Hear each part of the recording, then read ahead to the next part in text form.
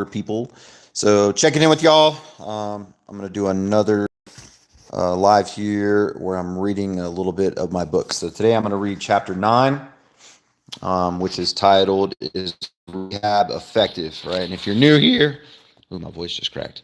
If you're new here, get out. Okay, this is The Green Glitch: What's Behind the Devil's Lettuce, which is available on Amazon and Barnes and Noble and what other book ordering website that you may use.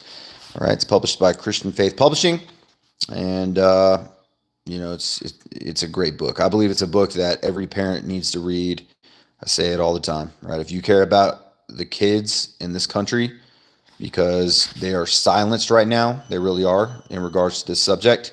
They're the ones that are at the forefront of the addiction industry of marijuana, and I'm speaking up for them, and that's what this is about.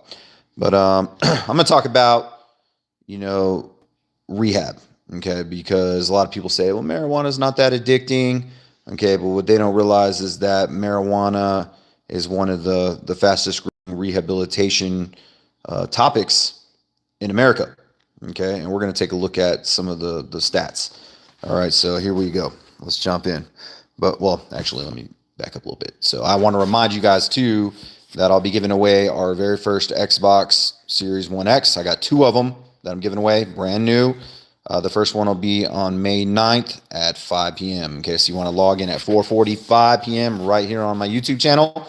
And to enter, all you got to do is purchase the book. Okay, it's $16.95. You're going to learn something critical and important, and that is a ticket for you to win an Xbox. Okay, I'll be doing some live book signings and things like that, leading up to this. But secure your chance, guys. This is a great chance for you to win an Xbox and learn something important at the same time. All right. But anyway, I'm going to jump in here. So we are in chapter 9, Is Rehab Effective? All right, so here we go. Marijuana rehabilitation is often discussed through the lenses of emotionalism or morality, but the real story is in the data. When you look closely at statistics, a much more nuanced picture appears. There are some successful treatment programs that help people overcome marijuana addictions.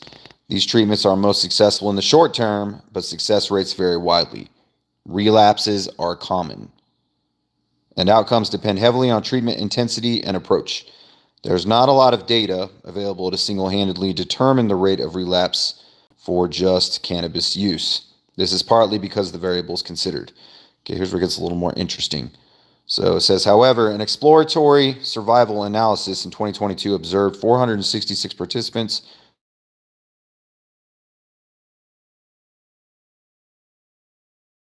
They reported a whopping 46% of their patients had relapsed within a year. Okay. Similarly, data from 5 different inpatient laboratories that work to assess data related to marijuana intoxication, as well as withdrawal and relapse data, reported that 49% of participants relapsed the first day that marijuana became available.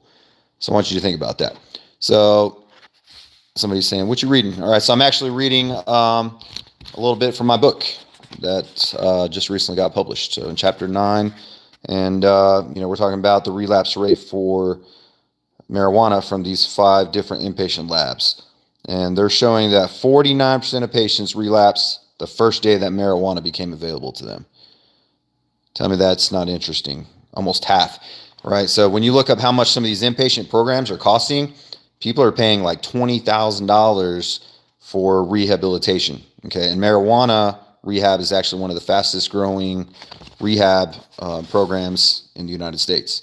So if somebody's paying $20,000 and 49% of them are relapsing the very first time that marijuana becomes available to them, that should show how powerful marijuana is. All right, people don't just pay that kind of money to relapse. You know what I'm saying? Almost half. So it's underestimated, and that's the bottom line. People are underestimating it. But anyway, let's keep reading here. Cannabis use disorder is not a small issue. That approximately 1 in 5 cannabis users will meet the criteria for cannabis use disorder at some point. All right, so 1 out of 5. And interesting, I've been looking into like medical marijuana, because there is some positives and stuff in there that people talk about, but they're not reaching out and looking into the real facts. Interestingly, right now is about 53% of medical marijuana users meet the threshold for cannabis use disorder. So, I'm using it for medical purposes, but I'm still meeting the thresholds for cannabis use disorder. So it's very interesting to me. And also only 24% of medical marijuana users are even actually card carrying medical users. Most of them are self-identified medical marijuana users. So that's very interesting. Yeah, so for heroin and opioids and things, I just read that a little bit ago. It's about the same. They're saying 46% of patients relapse from opioid use therapy programs. So about 46%. And data showing that 49% relapse with marijuana the first time it becomes available. So very similar, very close, right? So it's just interesting to me. All right, but let's keep reading here. Where am I at here? Okay, yeah. So 1 in 5 cannabis users will meet criteria for cannabis use disorder at some point, with the risks especially high for adolescents and daily users. Among young adults, cannabis is now one of the most common reasons for entering substance use treatment programs, making marijuana rehab a major component of modern addiction services. This is interesting to me because when you hear people talk about marijuana, they act like it is no big deal. The Substance Abuse and Mental Health Services Administration conducted a national survey on drug use and health. They highlighted the results from their 2023 data in a report. They explained that in the year 2023, approximately 12.8 million people aged 12 or older received substance use treatment, including those with cannabis use disorder. So, I can back that up. As a school teacher, as a military recruiter, I've interviewed thousands, not hundreds, but thousands of young people all the way across America, from San Francisco, California, all the way to Virginia, literally coast to coast, hundreds of high schools. I spent 9 years in recruiting, and I've turned away thousands of people from military service because they would rather smoke that weed. They don't want to give it up. They would say, I want to join the military. I would give them a drug test. They'd come back in 30 days later, 60 days later, 90 days later, still couldn't pass the drug test, right? So, it's got a powerful hold, right? And if 49% of people are relapsing the first time marijuana is offered to them coming out of treatment, you can't tell me that it doesn't have a powerful hold. Okay. And I've lived that out on the front line. And also with kids, that said 12 years old, people starting rehab at 12 years old. I can definitely tell you that is true. I see it with 12, 13, 14-year-olds every single month that I've been teaching high school for the last 6 years. I had 2 students just in my office just this past week, talking to them about vaping. Okay. Because another student told them they need to come and talk to me, right? Because they know that I'm passionate about this stuff. So instead of picking them up, I simply had a conversation, and come to find out, both of these 2 people have been highly addicted since they were like 11 years old. And that seems to be common, about 10, 11, 12 years old. So anybody who's not happening, they're wrong. And the addiction industry knows it. They know what they're doing, and they're targeting out the kids. So, and another statistic, guys, 44% of medical, or 44% of marijuana users are advancing on to harder drugs, right? And that is a statistic that we can't get away from. So, like it, love it, hate it. People can deny it all they want to. They can argue it all they want to. The facts are there, all right? And it's interesting because when I wrote this book, I did the research, right? And I was like, this is so easy. I thought it was going to be a hard book to write, but when I started researching, it was very easy to find this data. And I was like, man, this is like right in front of our faces, and none of us are seeing it. So, I just try to talk truth. I want people to see the reality. So, hopefully that gives you guys an idea kind of what my book is about. And again, if you're just joining, read the book. Okay. The Green Glitch, What's Behind the Devil's Lettuce, and win an Xbox. Okay. This gets you a ticket to win a brand new Xbox. I'll be mailing it out. Funny story is actually one of my students won the last 2 drawings. So he won like $150 off me so far. And he's like, I'm going to win the Xbox. So we'll see. Hopefully somebody else will have a shot too, but I'm giving away 2 of them, brand new. So if you win, I will mail it to you. Okay. And then the only thing I ask is that you get on there and be like, you know what? He actually did send me a brand new Xbox. All right. I'm all about telling the truth. So I will send it to you. And yeah, guys, I appreciate y'all tuning in. Y'all are awesome. Share the information, guys. Share the glitch. I truly believe this is a message that needs to be talked about. It's a bigger problem than people realize, and I'm going to be talking about it. So, oh, okay, yeah, it's reversed. Sorry about that. You know, I think it needs to go the other way. I don't know if that's going to work or not. But I'll tell you what. I will share after this goes live. I will share it, the link on there.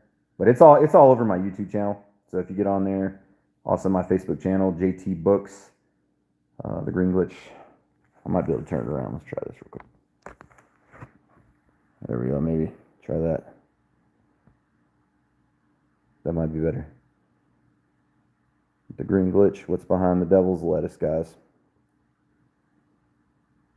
Important book. So, interesting stat too. Since I got you guys still here, 70% of Americans are pushing to legalize marijuana, which I found to be interesting. But a lot of people that I've ran into, I figured I'd have a whole lot of opposition, but I've actually had some really good conversations with people because they're like, man, I didn't know this. I didn't know these stats, so, I'm not here to like make people feel bad if they smoke weed or anything. That's not what I'm here to do. But I want them to know the real data, the real facts. All right. Because we're in a society where, everybody can hear 100 positives on something and they're just going to take that as that's the fact. Right. But the reality is there's probably 1,000 things that are negative. Right. And I'm kind of focusing on that. There's two sides to every story. And I'm very concerned with what I see with the kids and with the young people. I went through it with my own daughter. She shared her story in this book, which is very cool because a lot of young people can read that. She had cannabinoid hyperemesis syndrome, and she lost 50 pounds because her body built up to a level of she had to have high potency THC in her system so she could keep food down.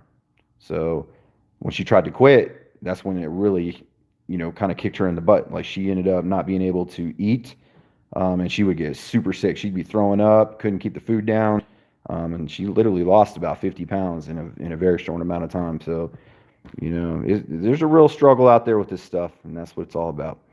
But anyways, I don't want to bore y'all all night long.